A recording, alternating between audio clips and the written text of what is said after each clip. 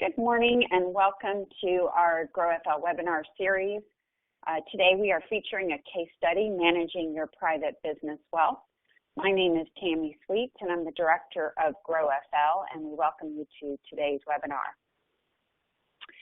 GrowFL's mission is to provide strategies, resources, and support to second stage companies for next level growth. We are an organization that is dedicated to helping grow second stage companies here in the state of Florida. Second stage companies are typically those that are between 10 and 99 employees and $1 million and $50 million in revenue. And there's a number of ways that we work with you. Our premier program is called Strategic Research. This is a program that helps improve top line revenue. And our experts will work with you and your team to explore strategies and discover new resources to increase top-line revenue, identify new market potential, and help to grow your business. Our peer learning programs include our CEO roundtables and the CEO forums. We hold our CEO forums on a quarterly basis in the Tampa Bay area, in the Central Florida area, as well as in the South Florida area. Those programs occur in September, December, March, and June. Look for our next CEO forums occurring in September in those markets. In addition, we host CEO roundtables throughout the state of Florida. Those roundtables include 12 to 15 non-competing CEOs, presidents, and business owners from a variety of industries where you get to learn from each other as well as help each other build your business. It's a great way to connect with CEOs in your local market and help to learn from your peers as you continue to grow your company. In addition, our leadership development opportunities include educational webinars such as the one we're doing today, as well as our signature event called Florida Companies to Watch, which is an annual awards program where we recognize 50 of the up-and-coming second stage companies throughout the state of Florida.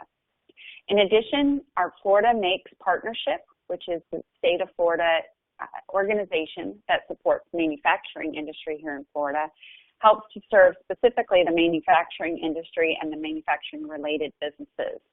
The services provided under that program include enterprise assessments, business growth strategies, including our strategic research and CEO roundtable program, technology acceleration, as well as international market development.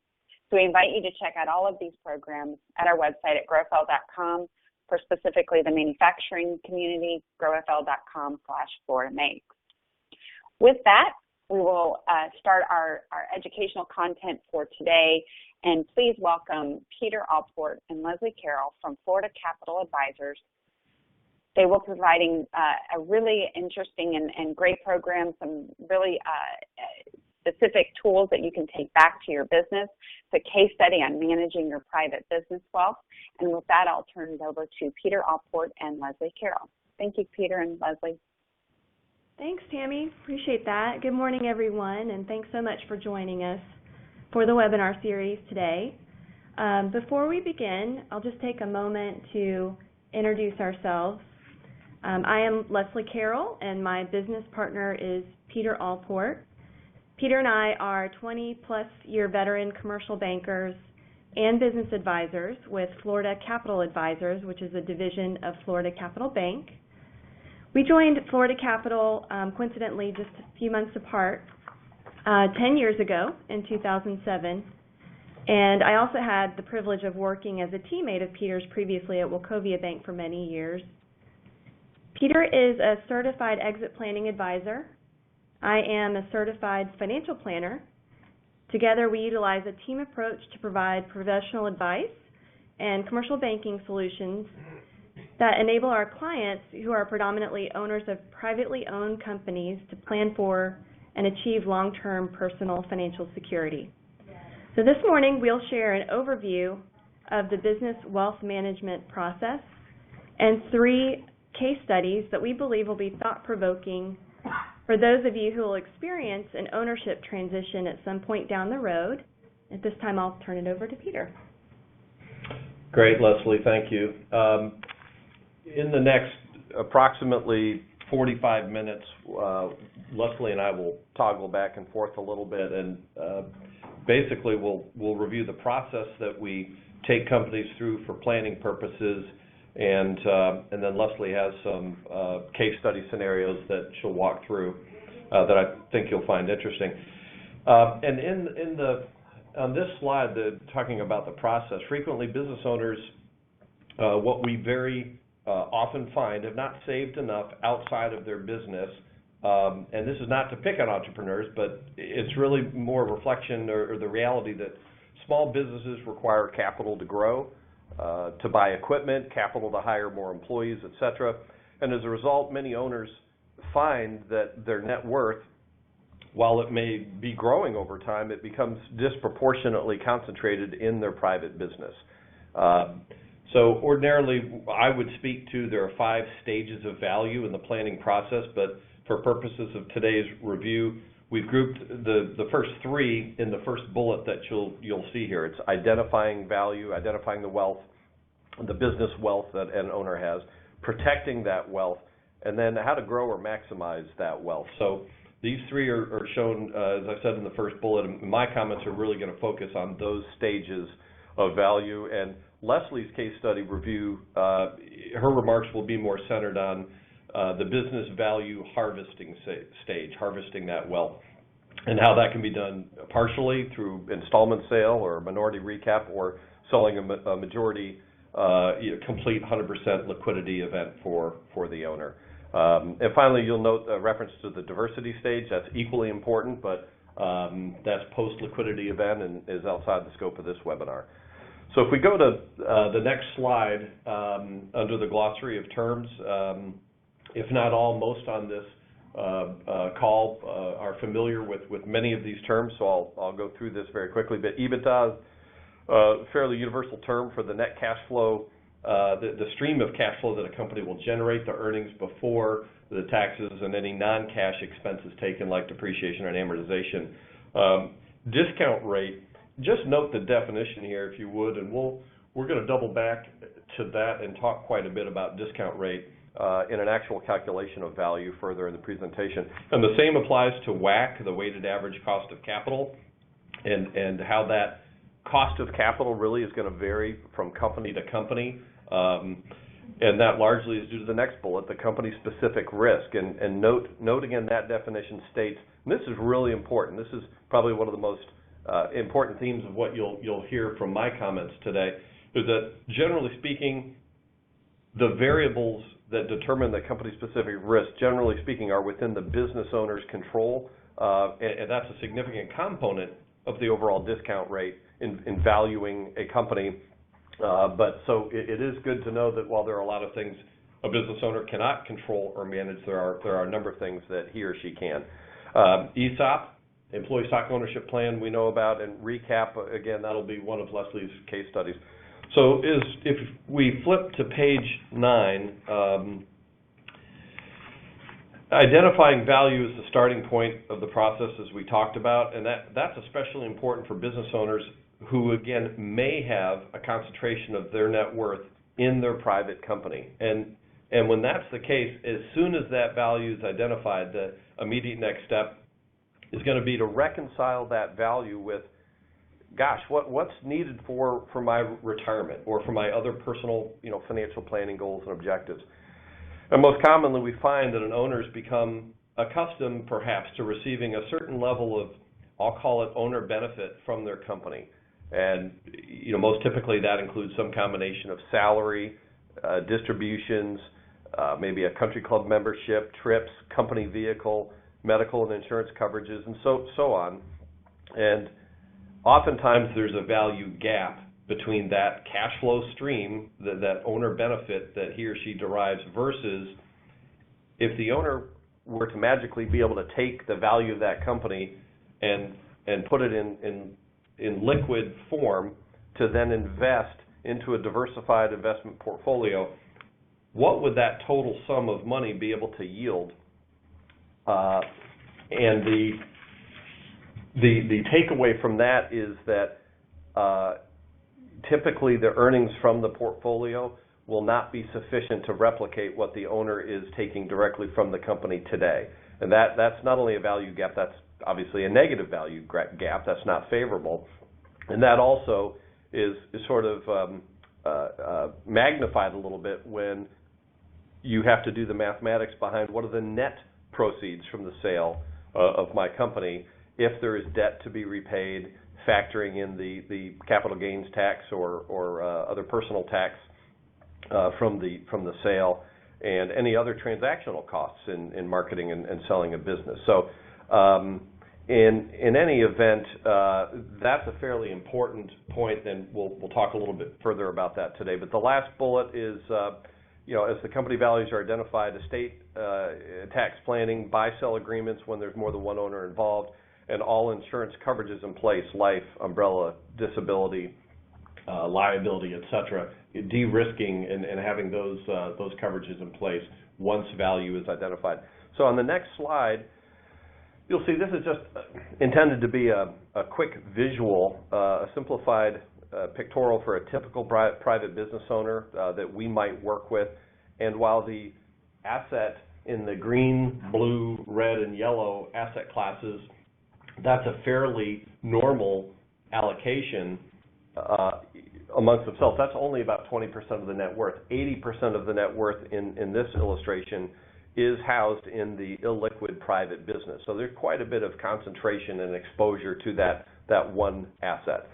The next slide is really as we've covered the importance of identifying value, and again, that common dilemma that many business owners have by the extent of their exposure to their business, financially speaking. Let's talk about the process of identifying value. What the steps here you'll see on the first 3 bullet points on this slide really center on the company's financials and projections. So the first step in our process would be to benchmark the company financials to industry and peer company standards. The next step is to recast the EBITDA by adding back those expenses that are truly discretionary, and most commonly in smaller private businesses, there are those discretionary expenses that I talked about earlier that altogether formulate the owner benefit. And that's what I'm going to call a normalized EBITDA, or some people might say a recasted EBITDA. And then finally creating financial statement projections on a go-forward basis that are based on input not just from the owner, or not just from the sales team, but from those groups and senior management, so that to ensure that they are realistic. With that information, also then we will conduct an assessment of the specific company. And that well, what does that mean, an assessment? Well, it's a very detailed process. We'll spend time on campus with the owners, with key management, and it's really to identify the key risk points or the strengths that are housed in any one company. And then at that point, we're going to be able to calculate a range of value, which is to say an intrinsic value calculation, and you'll hear that word again in a minute. And the intrinsic value really is determined by the 2 approaches. As we talked about the industry and peer company standards, there are also databases to which we subscribe that show M&A transactions, company sale transactions, as categorized by the industry code, by the geographic location, by the asset size of a company or the revenue size of a company, all of those different benchmarks, and to see, well, what did those companies trade for, and apply that to the specific company that we are reviewing to get an indication of value. But secondly, and perhaps more importantly, by a discounted cash flow analysis, and again, we'll talk more about that on the next slide, and that's how we'll come up with the intrinsic value calculation. So on this slide, which I believe is slide 12, let's talk briefly about the value worlds, and a number of the different types of value that you see referenced on this slide are more book or academic oriented, in my opinion, but the intrinsic value is really what expresses what a company should expect to trade for in reality. And more importantly, as I mentioned just a minute or so ago, is that in this value, as a practical value, it's also the value that the private business owner can influence directly by his or her actions. And I'll talk specifically about that in just a minute. So as we flip to the next slide to see those controllable risks, There are basically 6 internal factors and 2 external factors as we would classify them. The owner can be aware of and react to external factors. Again, those are those are a little bit more difficult to control, and those things might be like economic trends or what's going on in my industry. Is it growing or is it contracting? Any regulatory issues, demographics. We'll talk about demographics at the end of the presentation, but where are interest rates going up or down? Those are external factors that an owner largely cannot control, so you're just aware of and react to. But it's the internal factors that can be managed by the owner, and those are the core categories that are going to drive value or detract value from the company as they're evaluated, not just by our team, okay, but that's by the universe of buyers and investors, private equity groups, business intermediaries, family offices that have capital these days that are looking to invest in private businesses. These are the key categories that entire universe will review. And a few common questions in these categories, and I'll go through this quickly. It's really intended to illustrate some of the questions excuse me, that you may ask yourself as you're doing your own review on these bullets. But can the owner and key management conduct appropriate business and strategic planning? Does the company leadership include a visionary owner but also have capable senior management? In sales and marketing, is there a capable sales team with strong leadership? Is there customer diversification? That's usually a huge red flag if a couple key clients represent the majority of revenues for a company. Are there layers of reoccurring revenue with limited or no client concentration, as I just mentioned? Is there appropriate organizational structure? Is that in place with policies and procedures, as well as a strong, positive company culture? Does the company have an efficient operations team and are processes documented and scalable when needed? One of my favorites, and we all have corporate finance, commercial banking background, are internal controls with key performance indicators in place, and can the company produce timely and quality accrual-based internal financials? And is the external financial statement reporting adequate? Should the company have, based on the enterprise value, what the company is worth? Should it have a review or even an audit quality financial statement, perhaps with comprehensive footnotes? So lastly, finance and legal would be legal filings, corporate documentation, our contracts with customers and vendors in place, is intellectual property protected, et cetera. So there's a lot there, and I tried to move through that quickly and speak quickly, but I wanted to give you a scope for the assessment that we would conduct and that all business owners, in my opinion, should be conducting on a regular basis. So let's move to the next slide. Once the value is identified, the next big step is going to be to protect that value. So again, this is especially important. It's always important, but it's especially important if the company value in question represents a very high % of an owner's overall net worth.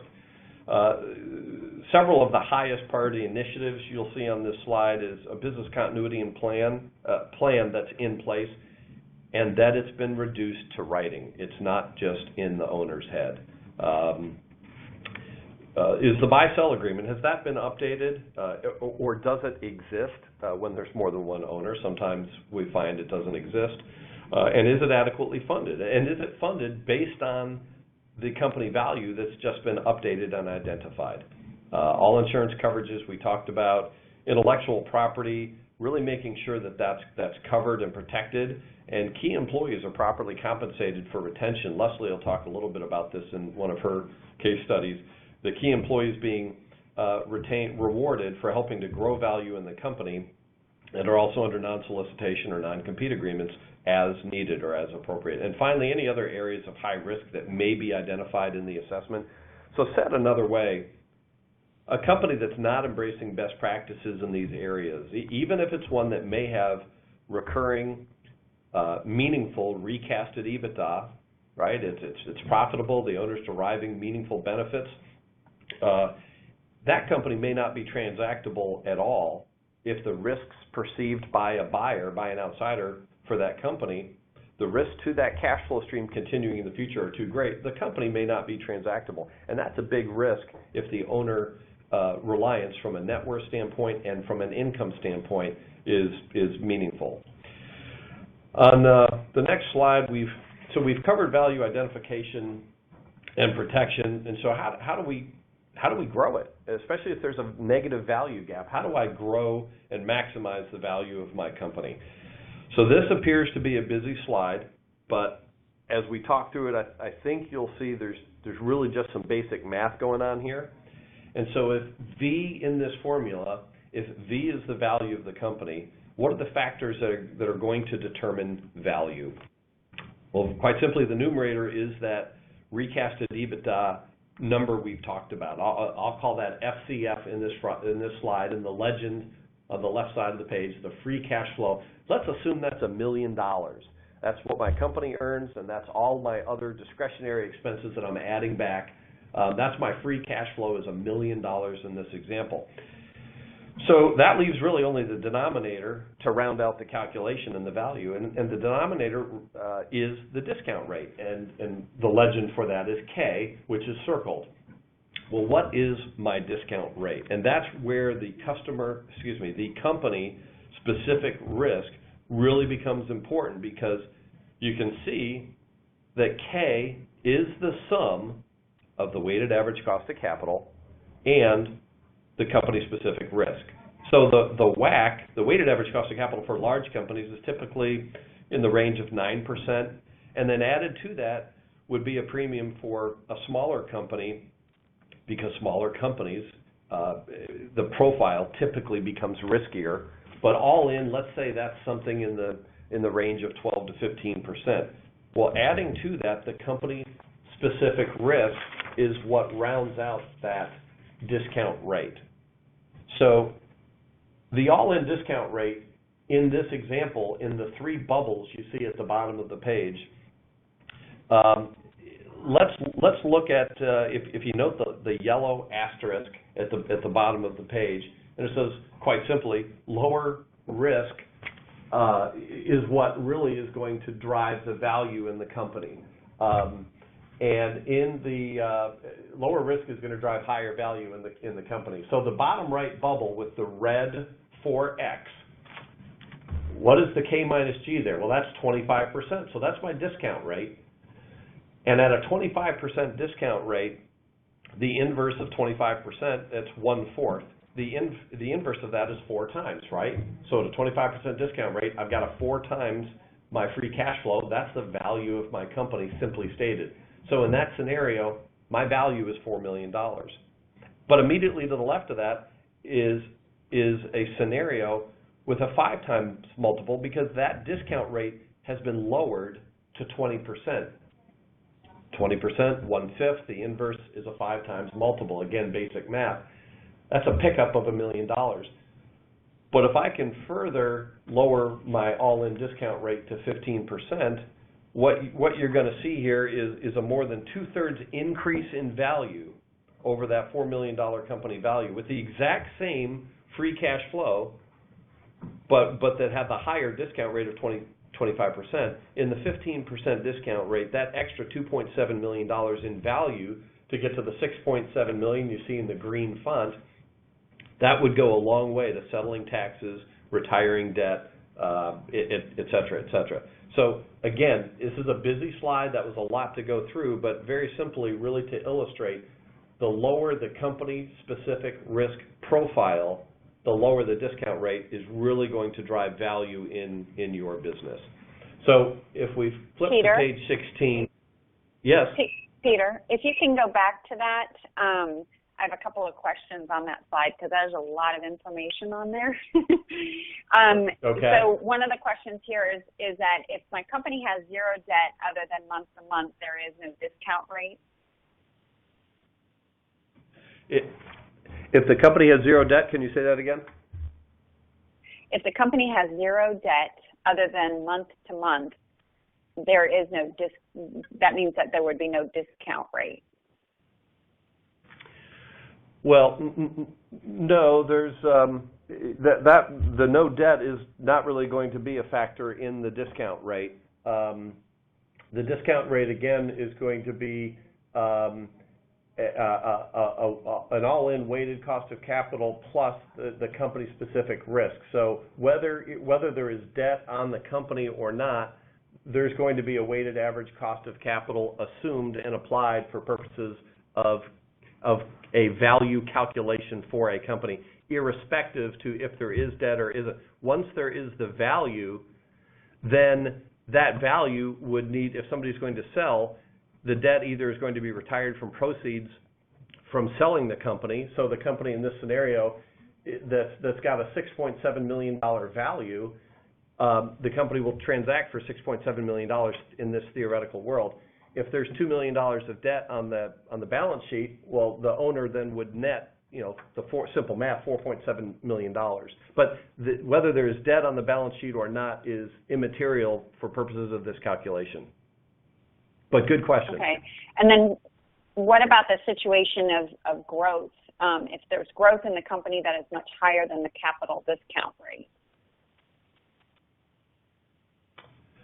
Well, that's a great point, and I kind of conveniently glossed over that. Most of the companies we work with are what I'm going to call stage 2 companies, and that goes back to your comments, Tammy, about Grow Florida and the companies that your organization supports, all of which means the growth profile for our companies, they're more stable, mature companies. We're assuming in this illustration a 3% growth rate. As a company has a higher growth profile and a realistic prospect for having growth in their free cash flow, that is going to lower, mathematically speaking, again, K is the discount rate minus the growth rate in earnings, G.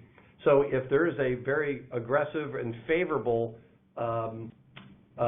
profile for a company, that higher growth in earnings is going to lower the discount rate. It's going to lower the denominator, and it's going to drive value. So absolutely great question, and I'm glad you asked so that we could clarify that. Does that answer the question? Yeah, and then one last question is to re-explain the K. Can you explain how to calculate the K? Sure, and some of this, if there are nuances and details to certain questions that are more appropriate offline, I'll let you, Tammy, kind of proctor the flow of our time. Yep. So we don't go over budget. Obviously, we're happy to go into this, but very simply, K is the discount rate that's applied to a company who has a free cash flow in this scenario of $1 million. And the discount rate is a factor of the weighted average cost of capital plus the company-specific risk.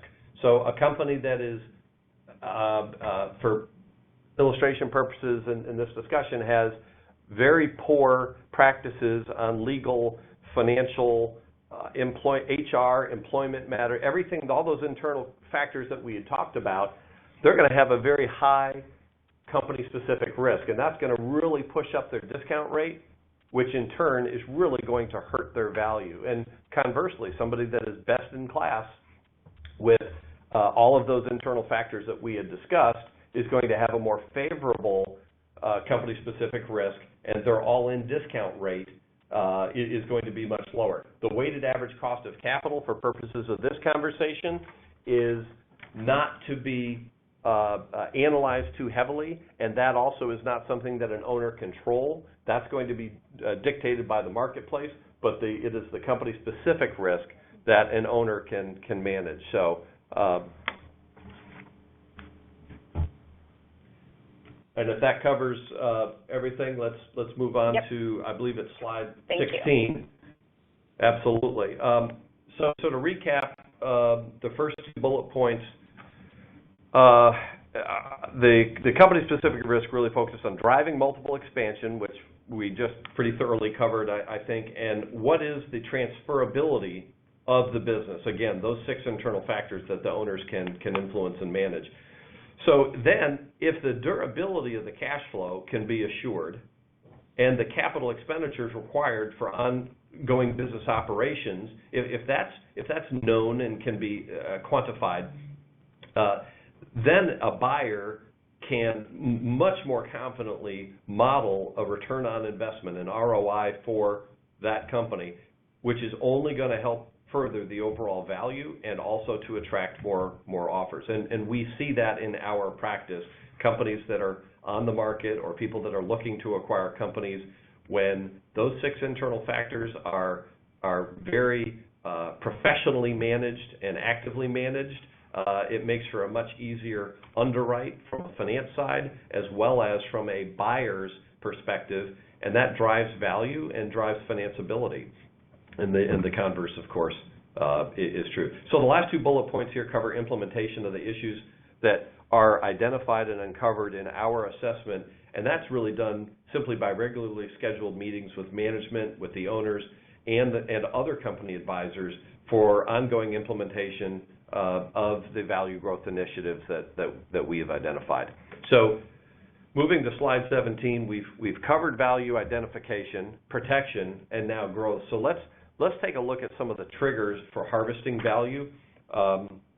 And first off, I guess,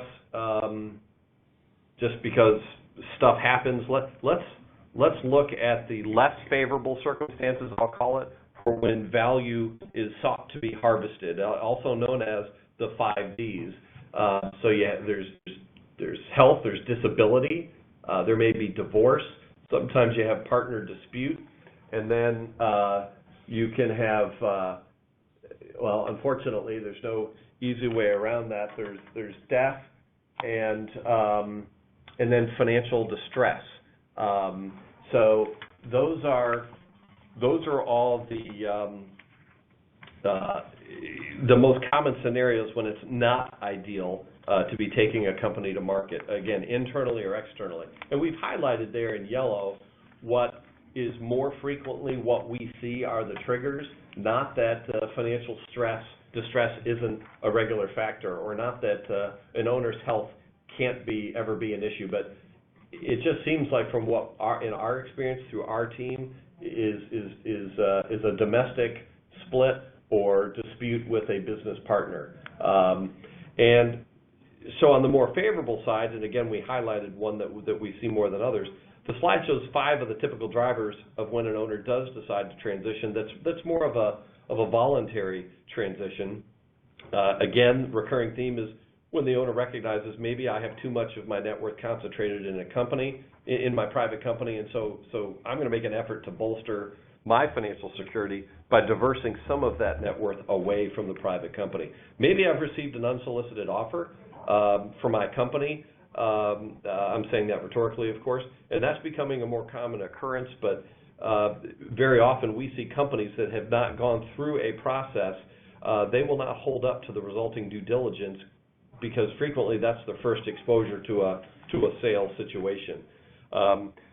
Highlighted is family and management, as that kind of transfer more and more seems to be most common and has a higher expectation of closing, largely because the due diligence is less of an issue on account of the familiarity by everyone involved. And the other triggers include estate planning, maybe an owner's philanthropic or legacy aspirations, and lastly, a desire to be less active, which is perfectly understandable. Somebody's worked 20 or 30 years in their company. Maybe they want to be a little less active in the day-to-day management of the company. They want to travel. They want to go fishing, family time, other personal interests, what have you. So if we flip to slide 18, we mentioned that internal transfers are more common and why they're more common. And the buying groups that we see, again here, are existing partners, key execs in the company, maybe key employees, long-standing employees that have really spent a lot of time in that one company, and certainly second generation or other family members. So to this end, you'll now hear from Leslie Carroll. She's going to talk through a partial ownership transfer as well as complete 100% ownership transfers in 3 different case studies. Yeah, thanks, Peter. I appreciate that. So we wanted to differentiate between complete and partial because depending upon whether a business owner decides to transfer all of their ownership or just a portion, will then determine the commercial loan funding programs that the transaction is eligible for. So in a complete total transfer of ownership where the new owner or combined partners acquire full control and 100% shares of the business. This transaction may be eligible for both a traditional commercial bank loan as well as an SBA 7A business loan, which in many cases is the more attractive of the two, because the benefits of the SBA 7A do offer longer repayment terms, which is typically easier on cash flow, and a lower equity injection requirement, which is much easier on personal and business working capital reserves. We do, however, also see partial transfers, which is obviously anything less than a transfer of complete control of the company. This transaction may be eligible for a traditional commercial bank loan, where the loan structure and terms are still very helpful in providing capital to fund the transaction, but the repayment terms are a bit less patient. Typically, there's a maximum 5-year repayment, and there may be some additional requirements that a bank may require to help strengthen and support the loan. For example, personal assets pledged as collateral, or loan guarantees from the majority shareholder.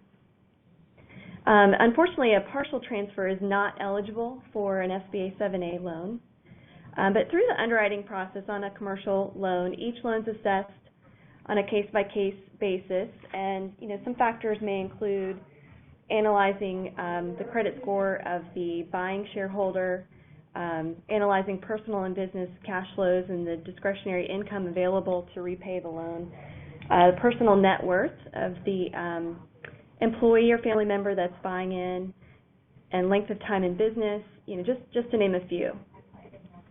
So on the next slide, I wanted to spend a bit more time talking through the SBA 7A loan program because it's probably the more flexible and interesting funding solution.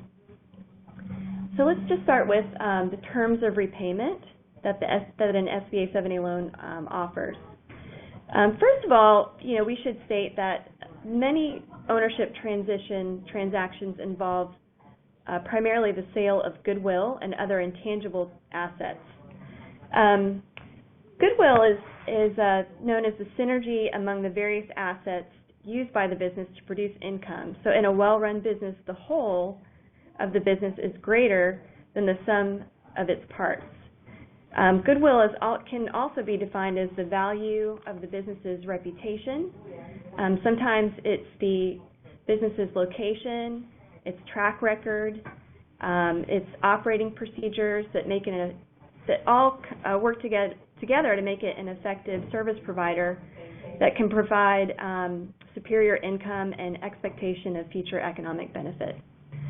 And examples of intangible assets are customer lists, licenses, distribution agreements, the already trained and assembled workforce, intellectual property such as patents, trademarks, copyrights, and other trade secrets. So I walk you through that just to explain from the SBA's position that goodwill and intangible business assets are not easily pledged as collateral, nor can they necessarily be broken apart and sold as a fallback repayment source for the loan. And therefore, the repayment term for the SBA 7A loan that primarily, in a transaction that primarily involves goodwill and intangible assets, is kept to a maximum repayment period of 10 years or less, which relatively is still considered a very patient repayment period. However, if tangible assets are involved in the deal, for example, real estate or heavy equipment, then the term of the loan may be blended and extended to match up with the useful life of that underlying collateral that has been pledged. For example, for a transaction that involves real estate collateral, the SBA offers repayment terms extended up to 25 years. So with all of that in mind, the flexibility of the repayment terms of an SBA 7A provide a nice benefit to the new owner's management of the business's cash flows. And moving on to equity, SBA 7A loans typically require 25% of the purchase price to be injected in equity. The purchase price must be confirmed by a certified business appraisal. And the SBA, interestingly, allows the buying shareholder and selling shareholder to both contribute toward the equity requirement. So you're probably asking yourself, how does a seller contribute toward the buyer's equity injection? Well, currently, as the SBA eligibility rules stand today, a private loan from the seller to the buyer for a portion of the purchase price will be considered as a contribution to that equity injection requirement, as long as it is considered to be very patient capital. Typically, we see that private loan, the repayment placed on standby, either for the full term of the SBA loan or for a minimum of 24 months, or on partial standby where interest-only payments are made, and it all really depends on the business's cash flow and its ability to repay not only the SBA loan but also that private loan from the seller. I wanted to note that for younger buyers, especially second-generation family members or perhaps key employees that really haven't had the length of time in business or the privilege of receiving, distributions as owners of the business to necessarily build out their own personal resources, that this option, the private loan between the seller and the buyer, is really important. It's something that we very commonly see in these transactions. And the last interesting point to make about the SBA 7A eligibility requirements is that it does require a total, complete change of control, where the selling shareholder must completely exit the company. The seller cannot stay as an employee or a manager or on payroll in any capacity, except the SBA does understand that it may take some time to successfully transition supplier relationships or key client relationships or maybe some special operations or processes over to the new ownership, and so it is allowed that the seller be retained as a consultant for a maximum of 12 months. The other key here, however, is that the compensation to the seller as a consultant has to be a flat dollar amount, and it cannot be based on the financial performance of the company. So in other words, in these transactions, an earn-out provision would not be eligible. So let's kind of dive into the first of 3 case studies, and I apologize, there's a ton of information on this slide, but I'll just kind of conversationally walk us through it.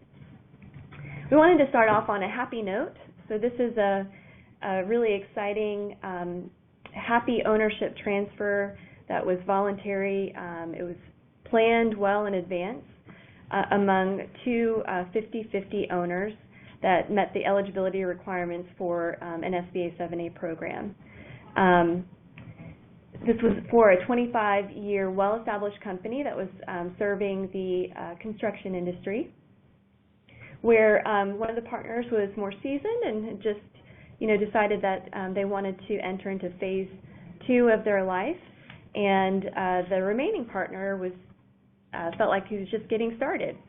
So they had spent lots of time discussing this for many, many years. This was always the plan, but about 2 years in advance of their goal date for this ownership transition, they really did buckle down, and they in earnest started the planning process, utilizing professional advisors to help them identify the value of the company, the options available to fund the transaction, how to structure it amicably so that it would go very smoothly. A certified business appraiser was engaged, and in this scenario, the purchase price for the 50% for buying out the 50% owner was $2 million. So this buyout was structured as follows. So $1.5 million was financed by the SBA 7A loan. It was set on a 10-year repayment term, and all of the closing costs attributed to the loan were also rolled in, which was nice and certainly helped to protect reserves and working capital. In this case, the selling shareholder did provide that private loan that we talked about to the buyer for $300,000 and agreed that payments, principal and interest payments, would be on hold or on standby for the first 24 months, which allowed us to meet that SBA requirement for it to be seen as patient capital and therefore counted toward the required equity injection. It also allowed the new owner some time to transition into full control and to stabilize cash flows. And then the buyer, in this case, contributed the remaining 10% of equity, which was $200,000 from personal cash reserves that they worked over the course of a few years to build up. So the happy end result here is that the seller left the closing table with a lump sum of $1.7 million, and only $300,000 was still at risk of collection. The buyer was able to retain a substantial amount of working capital even after his 10% equity injection. And then moving on to case study number 2, we did want to share an involuntary. Yes. Mm-hmm. Leslie, I have a question on case study number 1. The question is how is that, can you explain in more detail how that is a complete change of ownership? Sure. It's considered a complete change because originally the two partners owned the company 50-50, and one partner was buying out the other, and so the remaining owner was now the 100% share. So long as the buyers at the end of the day own 100% of the company, then it is eligible for the 7A program. Okay? So let's go into, sure, yeah, let's go into case study number 2. So this was not really planned for, involuntary transfer, which unfortunately due to the divorce rate we do see happen. This also was considered to be 100% transfers of ownership because this was a husband and a wife that owned the company 50-50 or nearly 50-50, and this ownership transfer was due to a divorce settlement. In this case, we were working with a younger company. It was established for 7 years in the professional services industry, but it did show historical, very strong profits, growth trends, and it did display established cash flows that were able to support and service a loan. Through the settlement process, it was determined that the husband would retain the business and buy out the wife. However, in this case, the husband, let's just say that he was not a serial saver, and so this particular deal did have some riskiness to it, or in the banking, in bank lingo, it had some hair on the deal. He had limited personal cash reserves. The business balance sheet had limited cash reserves, especially in light of the fact that they're in the process of dividing up other marital assets as well. However, it was determined that this transaction was eligible for the 7A loan program, and that was the best fit. So this buyout was also structured with 75% of the buyout was financed by the 7A loan. The wife did agree to hold back or do a private loan for 20%, and then the husband or buyer injected only 5%. toward buying out the wife. So the wife, in this case, eliminated 80% of the risk of collecting the payment that was due to her for her portion of ownership in the company. The husband truly benefited by the flexibility to only have to contribute 5% cash equity into the buyout. And in this particular case, the 7A loan repayment term was shortened to 7 years, only because, due to a credit analysis and some of the risk or hair involved in the deal, it was determined that a more disciplined repayment or management of business capital was really necessary in order to get this approved. However, the 7 years was still a more patient repayment period than the spouse probably would have required, to get paid out. The last point I just want to make in this scenario is that, having a third objective party fund the majority of the buyout, in this case the bank and the SBA, actually went a really long way in helping both parties achieve their goals in the settlement agreement, and really helped because the wife walked away with a lump sum payment of 80%, relieve some of that stress and anxiety that could have lingered if she maybe had to finance the entire thing. So it's a great outcome also to the company. I mean, in this case, it's a potentially risky situation where the business otherwise could have faced major disruption and, perhaps even a worst case scenario, possible dissolution or orderly liquidation. And we'll go on to case study number 3, sort of back on the happy side of things. This was a project that we worked on where it was a partial buy-in. There was a key employee who was extremely instrumental in the success of the company, and he was granted the opportunity to buy in to 25% ownership stake of the company.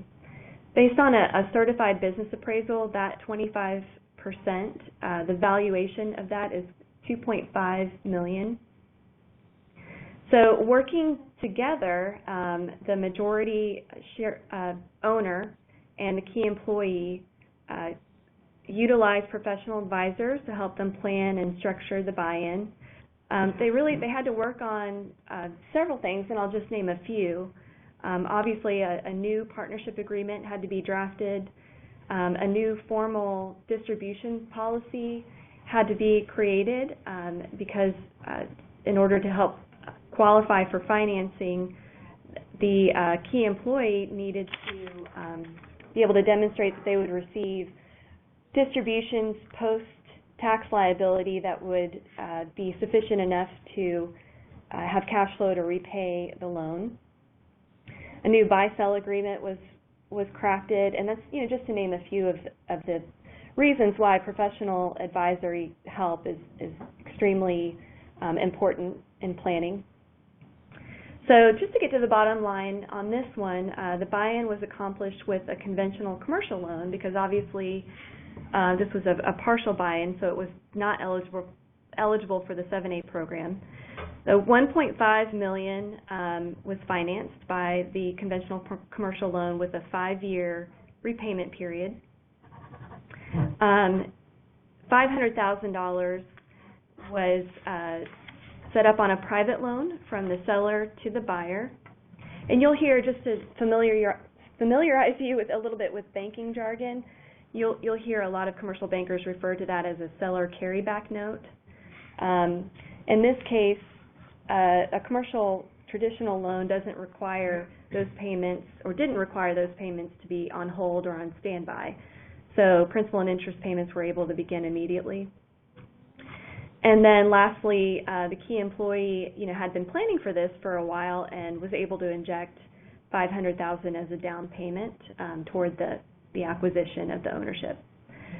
So the owner was extremely happy who sold. They walked away from the closing table with a lump sum amount of $2 million, holding a private loan with structured monthly principal and interest payments that began immediately for the remaining $500,000. And, we just wanted to note here that this is a great example of a business owner accomplishing a liquidity event to begin to diversify their personal net worth in other investments outside of the business, basically starting to take some of those eggs out of the proverbial basket, which lowers the owner's personal financial risk profile and bolsters the long-term personal financial security. And at this point, I'll turn it back over to Peter. Do you have anything else you'd like to add? Yeah, well, Leslie, thanks, and we'll, I know we're getting close on time, so we'll move quickly through some of the last slides, but I think that last case study, before we flip to the next slide, it makes sense to point out it's kind of not just a win-win, but maybe a win-win-win, and what I mean by that is, yes, as you said, clearly the owner accomplished some of his personal financial planning objectives by monetizing a minority portion of his largest asset. It's a win for the employee that now is a minority stockholder. But thirdly, the win is, okay, here's a company that in your illustration has a $10 million enterprise value, and that value now should be able to be maintained, i.e., if this key employee left, that could be a real risk. So the owner also de-risked or safeguarded against maybe a deterioration in that $10 million value if a key employee left. Right. So anyway, great case studies. Thank you for that. And before we break for any Q&A, let me flip to the next slide and just very briefly talk about demographics. Many of us on the line probably are aware of this, but according to the 2013 State of Owner Readiness Survey that the Exit Planning Institute did, there are 10,000 baby boomers that turned 65 every day since 2011. 10,000 turned 65 every day. So why is that important? Well, that's important because out of all the private businesses domestically, the ownership, baby boomers own over half.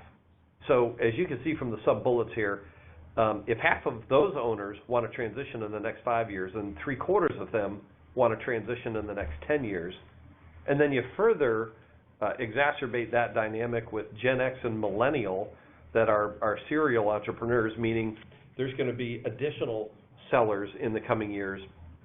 You put all that together, there's going to be trillions of dollars of private enterprise value that's going to transact in the next 5 to 10 years. So that's not to say that if you're a business owner, you immediately should list your company. We're not business brokers, by the way. We're not advocating that you immediately put up the for sale sign because the market's going to become flooded with sellers. But it's just something to be aware of as owners are conducting their personal planning. So further, all this planning is somewhat like saving for retirement. You might hear us say in that if you don't start until it's needed, it may be too late.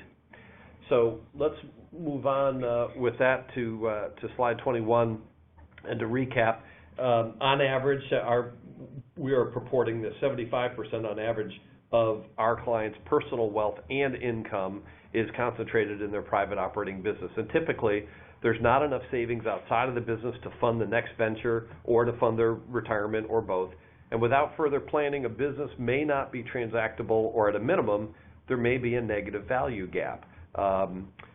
So said another way, the negative value gap is an owner may not be able to afford to sell his or her company.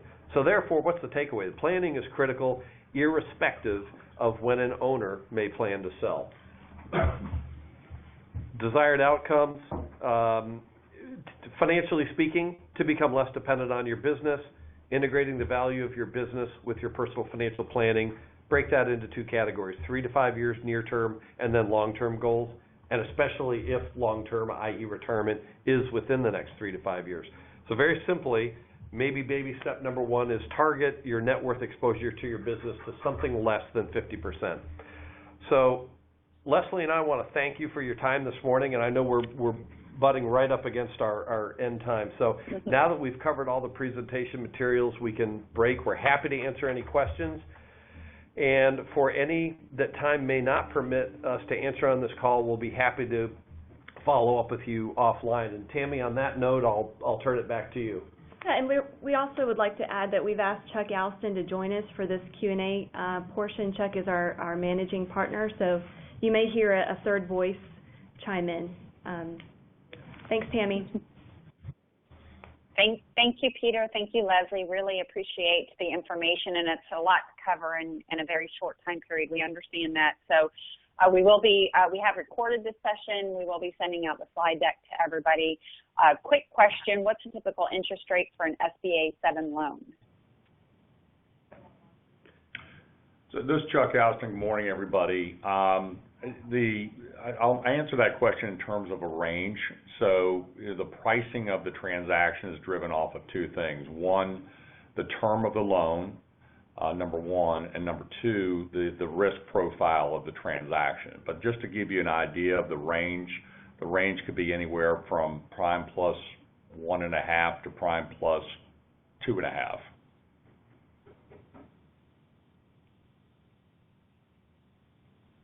Great, thank you. And then another question on the case study number 1 says normally the bank would wish to see an injection of capital from the buyer to be at least that of the note held by the seller. Why so low in that case?